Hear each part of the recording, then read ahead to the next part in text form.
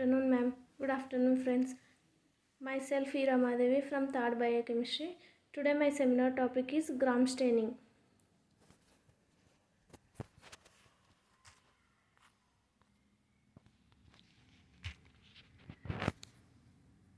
Introduction for about the gram staining. Gram staining is a method of differentiating bacterial species into two large groups, gram positive and gram negative. The gram staining is almost always the first step in the identification of bacteria. It is a valuable diagnostic tool in both clinical and research settings. Not all bacteria can be definitely classified by this technique. This gives rise to gram variable and gram indeterminate groups as well. History. This method is named after its inventor, the Danish scientist Hans Christian Gram, who developed the technique while working with Karl Friedlander in the morgue of the City Hospital in Berlin in 1834.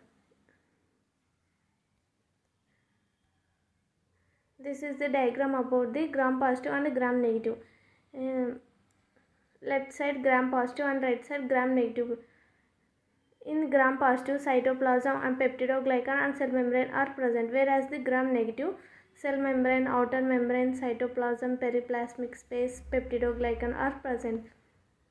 4 basic steps of gram staining. Applying a primary stain to a heat-fixed smear of a bacteria culture. The addition of gram iodine, which binds to crystal violet and traps in the cell. Decolorization with alcohol or acetone and counter staining with saffron. Principle of gram staining. The structure of the organism's cell wall determines whether the organism is gram positive or negative. When stained with a primary stain and fixed by a mordant, some bacteria are able to retain the primary stain by resisting decolorization, while others get decolorized by decolorizer. Those bacteria which retain the primary stain are called gram positive, and those bacteria which get decolorized and then get counter stain are called gram negative bacteria. Crystal violet. All bacteria take crystal violet, so all appears violet. Iodine.